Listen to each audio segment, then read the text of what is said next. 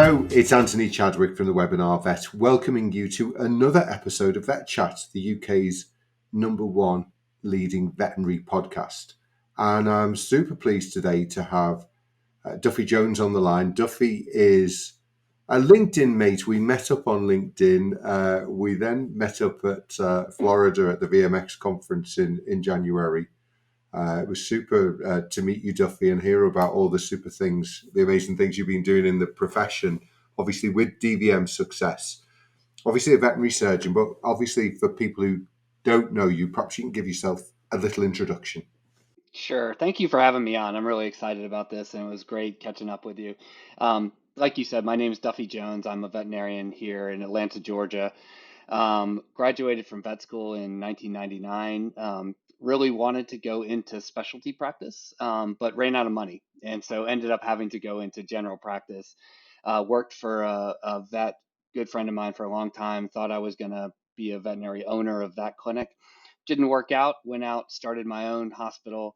At that point, grew it from myself and a couple of nurses to 15 vets, where we finally rolled together about 15 practices and sold to a corporate entity a couple years ago.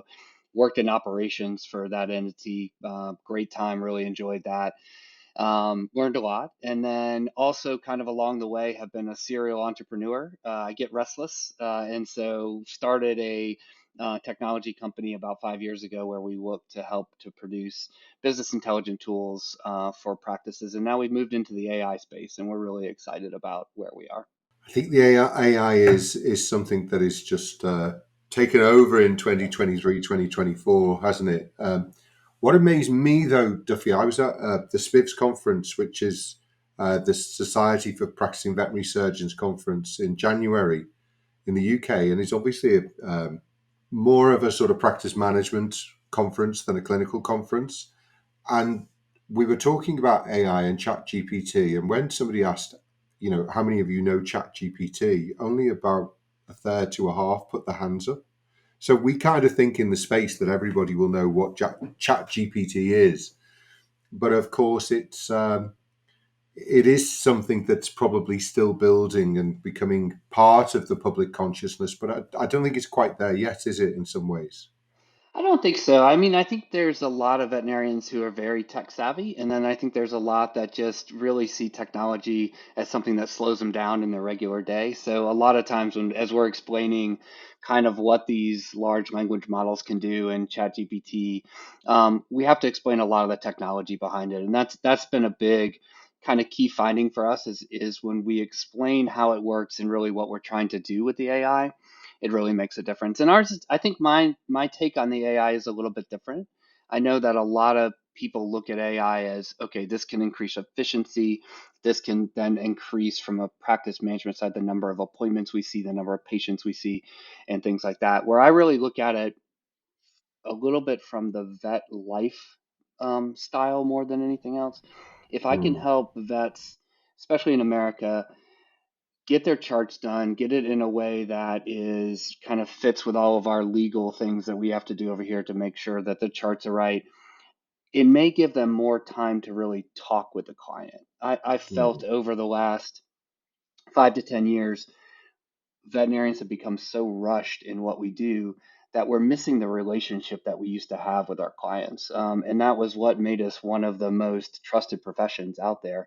And I think we're losing a little bit of that because of the pressures of having to see so many cases and having to do all this extra work to try and get the charts done and things like that. So if we can attack little bits and pieces of the veterinary day that allows them to relax and get to know those clients in the room, I really feel like the vet's quality of life will be better. We'll have less burnout. We'll have less people leaving the profession. We'll Hmm. have people getting back to really enjoying that client communication and really getting to know those clients. And that's really what our goal has been.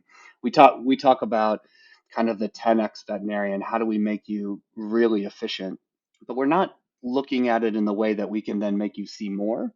We're really at how can I make you so efficient that you're really good during the times that you're in the office, but then you get to go home and see your family and not Hmm. worry about the charts that you didn't get to, not worry about the stuff that keeps us up at night.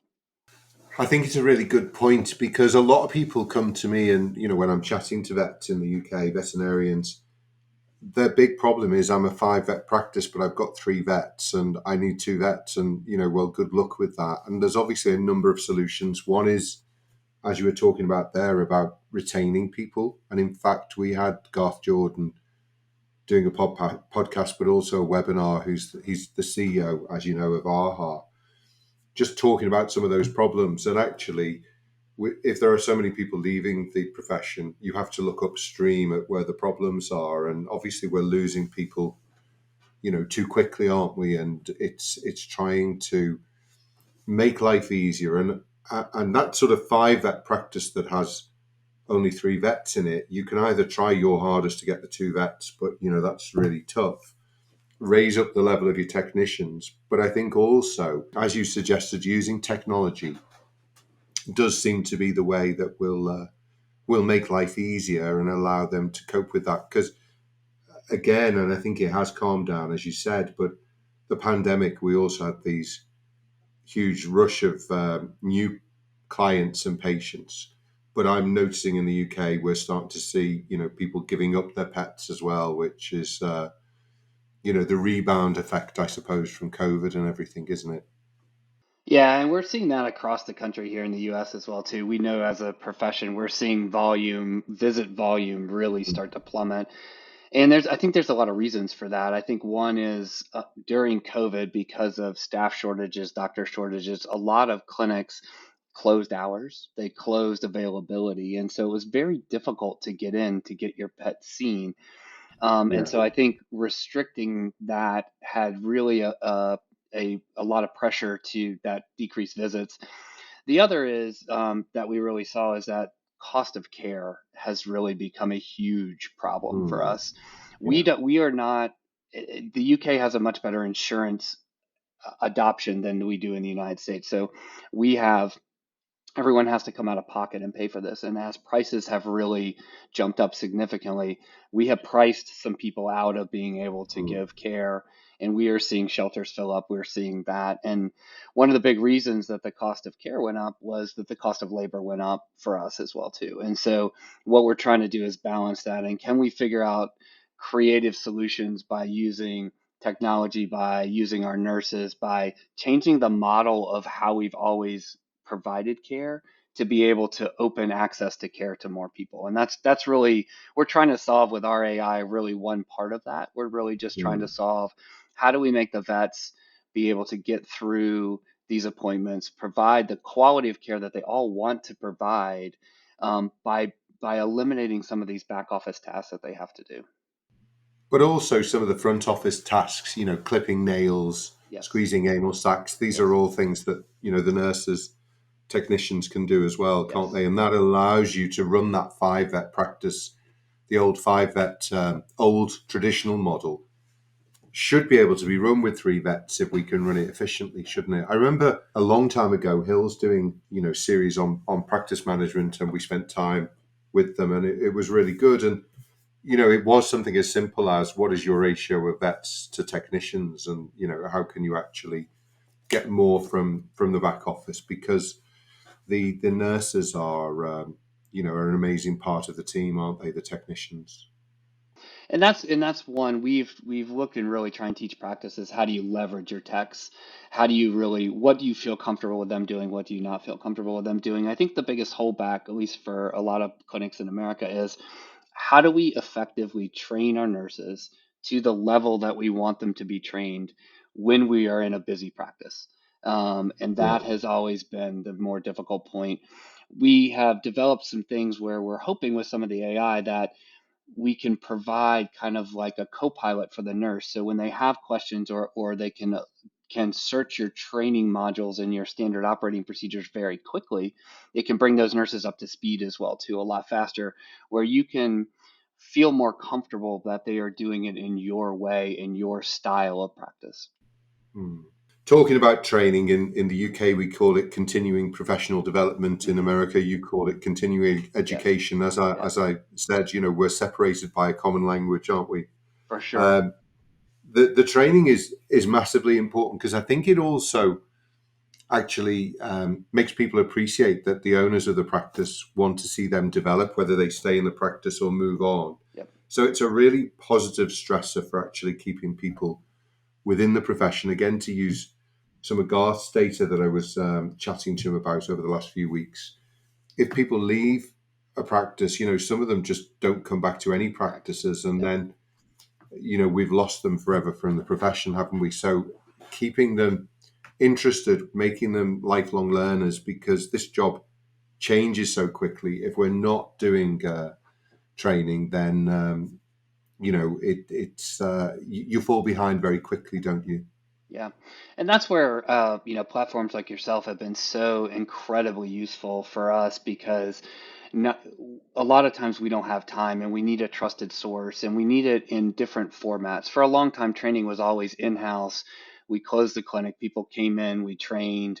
And the way times are right now, we don't have the time to do that. And so now being able to have these video sessions, being able to do them on demand when people want to do them, having groups of people do them together too. We found a lot of our nurses, when we had them watch the same videos together, there was a lot of learning and Yeah. accountability that occurred when they did it in groups. And so we found, like I said, your platform very, very helpful for us in onboarding and keeping people moving forward in their education to really keep them in the profession. This profession is hard.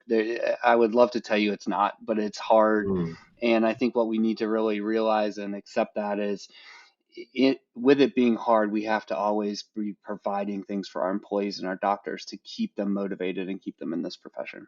mm. And it is hard. It's a vocation, isn't it? But at the Yes, same time, it's one of the best jobs in the world as well. correct. Right. That not everybody gets to cuddle puppies every day that they go into work, do they? And that's what I really try and bring back with a lot of vets that, the reason we got in this is because we wanted to make connections with people. We love animals, but really very few animals walk into our office without a person attached. And so most of us Yeah. really find incredible value at those relationships that we establish with people in our community. So when we see them at the grocery store, we know them, we trust them, they trust us. And that's where we're trying to really find time for the veterinarian to really establish those relationships again and be able to enjoy them and not look at them as something that is one more thing, another burdensome thing that occurs in the profession. Because I think sometimes Mm, that happens, and they're starting to get worried about what are they going to say to me at the grocery store instead of, hey, how you doing? How the kids? What's going on? How are you doing? mm, And so, like I said, I want to get us back to why a lot of us really got into this profession is we have the freedom to not only have these great relationships with our clients, but also then to save animals, practice the things that we learned, and really make a difference. Are you currently looking for a new role? Or maybe you're thinking about locuming but don't know where to start? Contact Simply Vets. We are a sister company to the Webinar Vet. We offer a tailored recruitment guidance to help you secure a dream permanent role. And we run locums payroll too, which is free for the locums to use. Visit simplyvets.com to find out how we can help. Going back to DVM Success and obviously the AI tools that you created, I mean, it is an unfortunate use of initials because, of course, Right. vets of a certain age see AI as artificial insemination, not Correct. artificial intelligence. But let's go with the new definition. Um, where do you see? Give us a couple of examples where you've used AI with DVM Success Yeah. to really help, your own practice in Georgia, but also other practices that are using the tools. We developed a lot of different AI tools and we kind of put them out there to the public. And the ones we've had the best response with is we have one that when you walk into the exam room, you can hit record and it will record the entire history between you and the client. So it will record it, it will summarize it when you're finished kind of that history. And then it starts to suggest differential diagnoses from that history. And so what it does is we really wanted the vet involved in the process of using it and not have the AI tell them everything. So you're allowed to, then you can choose which differentials you want. You add them in there. It provides a treatment plan based on those differentials, and it's all editable. So at the end, 5 minutes after you've seen the client, you can have the entire chart written down with your treatment plan that you can then send to the client as well too, as well as put in your chart. And so we found that that one's been incredibly helpful because a lot of stress. A lot of vets have a lot of stress when they have 20 to 30 charts to write up at the end of the day. And so this is eliminating a lot of that stress. It's also giving, for some of us that might be a little older and forgotten some of these diseases, it does prompt some diseases that I haven't seen in a while. I have to admit Yeah. that, which has been really Yeah. good. New grads tend to really like that too, because it's kind of like a double check. It's having a mentor there as well. And so that one's been hugely popular. The other one that's been incredibly popular is we have one that can record the phone conversation between you and a client. And so when you've talked to a client, you've gone over things on the phone with them, it will summarize all that so you can put it in the chart. So that 10 to 15 minutes of writing everything that you said to the client and getting it into the chart has been extremely helpful. We have a lab work module as well too that you can drop in the lab results and it will again generate an email to the client and a summary of that lab work. That one hasn't been quite as popular as the other two, but I see that one as something that as we kind of get used to the AI and learn, it's another tool that can help them be a little bit more efficient in writing those emails and doing that client communication. So that's where we've really focused. We have some ideas later that we're working on the business side that can start to look at like your P&L and your expenses, and we'll start to suggest, say, here's some ideas to correct Mm. this to help your business run a little bit better, to really kind of help people get ideas and understand their business. Yeah, it's interesting. I mean, Americans, I think, are renowned for being great at customer service and communication. So it probably doesn't happen in America, but the number of times, uh, and I like to explain things well. I, in fact, used to write things down, but the number of times that I've heard, the client goes out and they go to the nurse or the receptionist and they go, "Can you just explain that all to me again?" Exactly. And I actually also saw something recently about a study that people did where they they had the clinician write notes out to the client, but they were quite technical, and obviously people wouldn't understand them. And then when they were written out in plain, layman's terms, it was much more understandable, and actually people were much more likely to be compliant. So we can say all these things. I did a lot of dermatology consults, and my favorite one was always, speaking to the vet before I saw the client, and or I'd have a letter from them, and they in the letter would say this dog has been on a food trial, a Royal Canin or a Hills food trial for the last 3 months. So one of the advantages I had, and I think you were alluding to it before, is just that benefit of having an hour with that person. Obviously, I kind of knew maybe a bit more about dermatology than the person was referring, but actually, I think the biggest thing was just sit down, have 20 minutes chat before you even touch the animal. And it was amazing how much in that 20 minutes you could pretty much come to a diagnosis. And then you spent the next 20 to 40 minutes, kind of seeing if you were right and then developing a treatment plan. Yeah. But my favorite one was always so you're on the Royal Canin hypoallergenic diet. And what else do you feed? Well, he doesn't really like it just on his own, so I always put a bit of chicken on top, and then he gets his bit of toast, last thing at night. And suddenly, in fairness to the vet who thought that they were doing a really good food trial, they weren't. And yet trying to explain that to everyone takes time. So it's not a criticism of the vets, but being able to give them something in plain English that they can take home. I always did it with all my derm clients, right, I want monthly flea treatment. I want this really vigorous food trial. And if you can't do it, then in some ways don't start it, because you've got to do it really strictly for 4 to 8 weeks.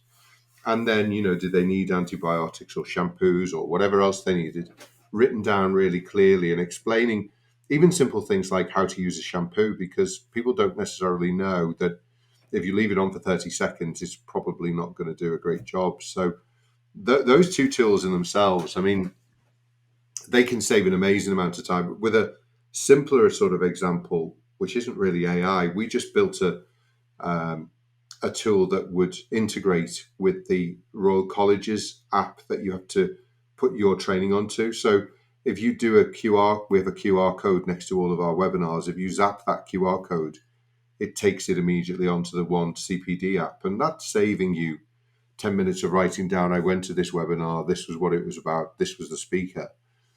Of course, over a year, that can save, a lot of hours, can't it? So all of these strategies, I think, are really important. But the two tools I think are so important because actually the lab reports probably clients don't mind looking at but won't understand. But that Right. kind of summary of the history, discussing treatments and differentials is massive, isn't it? It really is. I mean, what we found was we used to write all these out, and we found many years ago that when we wrote a summary to the client after every Yeah, appointment, we had much better compliance, and we had much better we started to understand that in the exam room clients are nervous. I mean, they're nervous because their pet's nervous. They're nervous because sometimes they don't understand what we're doing. Sometimes we as vets are not great of explaining what we're doing as we're going along. yeah, And so these clients have a lot of anxiety. And so sometimes that prevents them from really hearing what we're talking about. And so for us, what we found is when we sent that email, we had a lot of clients just really appreciate that and was like, "Thank you for the summary. I'd forgotten you said this, or you are correct. mm, This is exactly how we want the food trial to be," and that way. And what it does too is it then creates that bond. So there's that trust. So the next time they come in, they trust us that we're going to send a response to them. So they're a little less nervous. And so they're a little bit more forthcoming and remember things that could be incredibly beneficial in us getting yeah, to a diagnosis because it's hard with a lot of things going on, a lot of things in their lives. We just needed to build that trust so that it felt really comfortable with us. And for me, what I also always felt with when I had more time to really get to know the client, every time they came in, it was easier for me to get to a diagnosis because there was that trust. They trusted if I said, "Hey, I think we really need lab work on this one." We'd built up that yeah. trust over the years, and so they really appreciated that I would just say it when we need to do things. And so, if I can build in time where the vets can really start to build those relationships like we Mm. have built over the years, I really do feel like it's going to be more rewarding for them.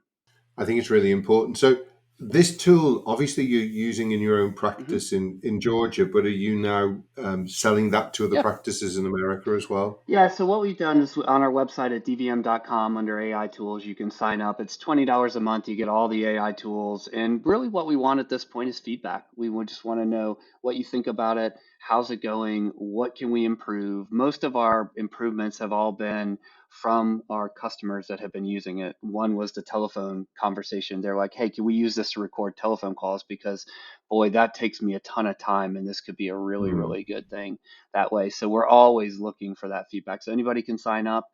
Anybody can get on and use them. You can go on for a month and cancel. You can do whatever you want. We really like the products. We think that these are good products that can help you save time. And so we really want people to get that and use them. We have some technical issues. Sometimes people have trouble finding where their microphone is and some other Yeah. things. But it works on your phone, it works on iPads, it works on computers. And if you have technical issues, we're here to help you as well. And is that just available to vets in America or across the Yeah, world? across the world. You can use it across the world. We are working on a multi-language product, so vets in Japan could use it, things like that. We're not quite there yet because that's a little bit. We're want to make sure we have really good testing on that we don't, as you said, mess up some language issues on it.